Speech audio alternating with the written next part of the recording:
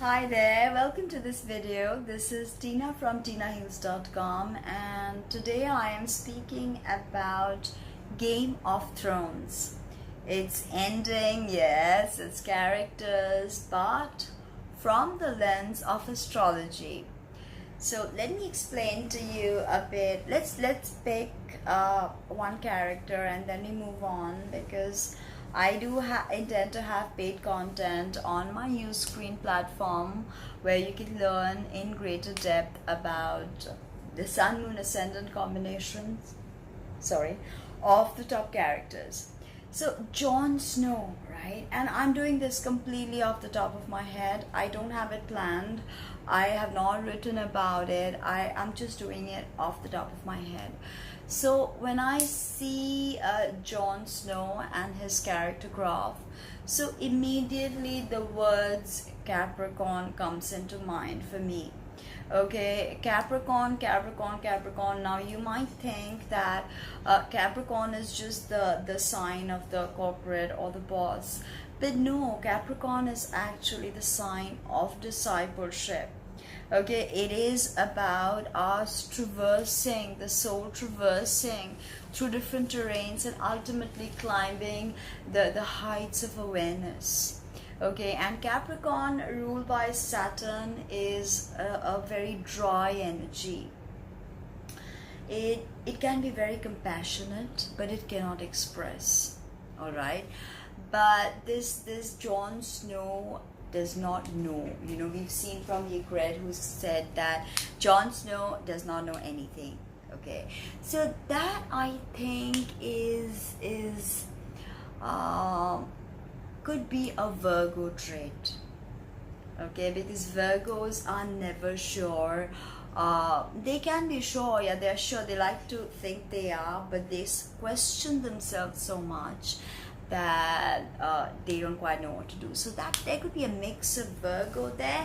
Now, in terms of ascendant for Jon Snow, I'm quite confident it is Capricorn. Now, I don't mean Kit Harington, the actor. I mean Jon Snow, the character of the show Game of Thrones, and the character from George R.R. Martin's The Song of Ice and Fire. Right? So what do we know about Jon Snow?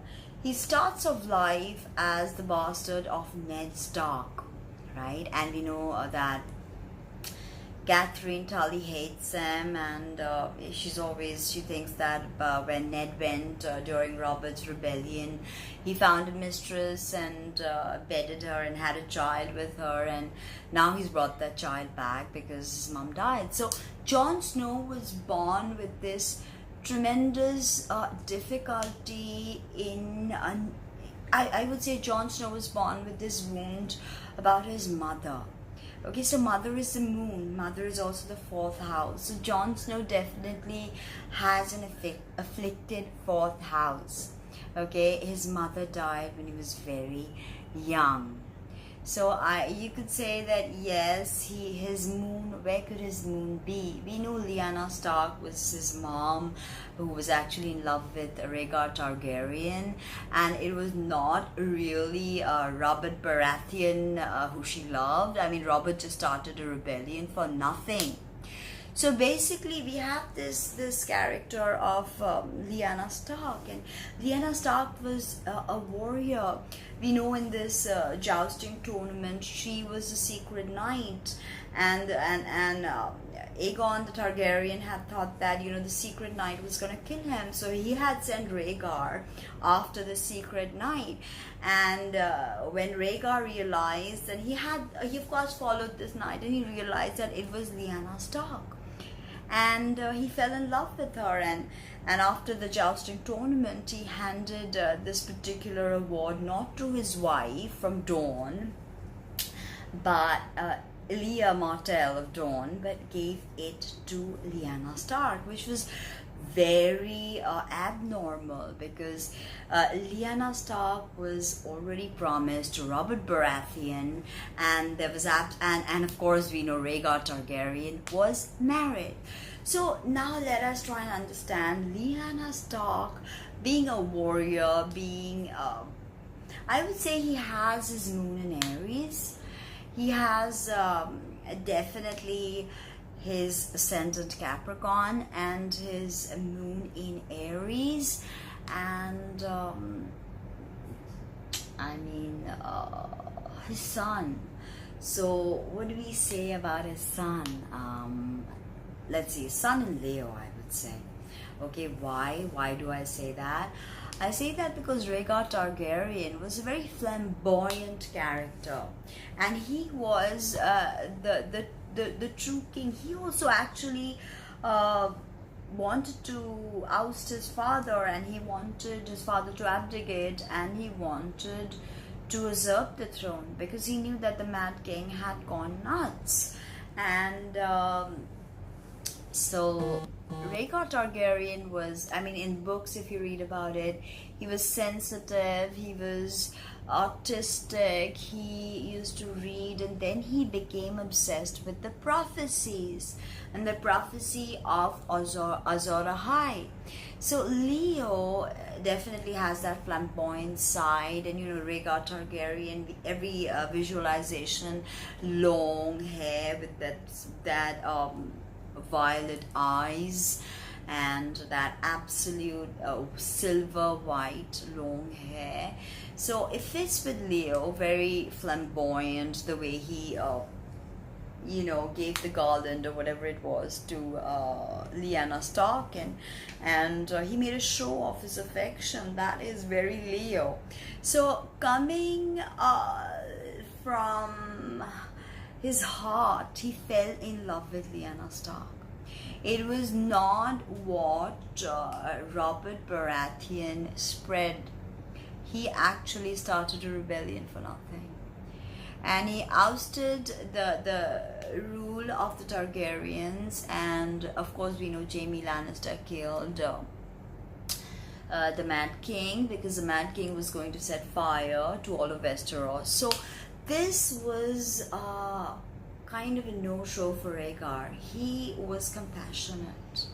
If you read in the books, if you understand his character graph, he was not like the Mad King. It's always said, as the Varys was said, that every time, I think it was this second last episode, the penultimate episode, that every single time a Targaryen is born, the gods heave a sigh and men watch, something to that effect. So it goes to say that Targaryens are of a very volatile nature. Obviously, you just don't start speaking to dragons and ride them, and if you're not of a certain vibration or certain alien energy that was unknown to everybody else. Okay, because this was a very magical energy. The Targaryen is a very magical energy. So going by just what happened with Jon Snow and his rigor, and even in the way he fell in love, there was always a controlled side to him. With Ygritte, maybe not so. But the minute he discovered that he was the son of Lyanna Stark and Rhaegar Targaryen, he completely, in a way, tuned off from Dany. And I think that is definitely a Capricorn Venus, or definitely Capricorn ascendant. Okay, Mars exalted. Yeah, he did take a lot of action. So I'm not going to discuss his whole natal chart. I just wanted to give you a few pointers as to what could be his ascendant, and I think it's Cap. And that makes Aries his fourth house. So he has a fourth house Aries, and the ruler of the fourth house is the moon, and he may even have his moon. I think his moon is in Aries, and it is not an easy moon. Okay. Anyway, the moon is in a fall position in Aries. So this is not a good placement for the moon, and of course all these other aspects that he's faced, and with his mother dying, giving birth to him, okay, his upbringing where he never had the love of a mother. So he was always bastardized, and he is the actual ruler of the Seven Kingdoms, the person who's supposed to sit on the throne of Westeros, but he did not want to play the Game of Thrones. So he is definitely a more spiritual Capricorn, and make no mistake when I tell you this, that the Capricorn, the sign of Capricorn is not only about just corporations and climbing the corporate ladder and success. Okay, Saturn's domain, ruled thoroughly by Saturn, right? And you know, the mountain represents all the soul hierarchy and all the problems that the soul must cross. Okay, and it rules business, legal, armies. He was with the Night's Watch, and then for a short period he was also crowned the King of the North. And ultimately we know that his character arc took him right back to where we started. In fact, the last scene was him, Jon Snow, walking away with the wildlings, was just an echo of the first episode of the first season of Game of Thrones. So I hope you like that video. Please like, subscribe, comment, and if you want to know more about the Game of Thrones characterization and archetypes, check out my Uscreen. I offer very substantial content for very less, and let me know what you think overall.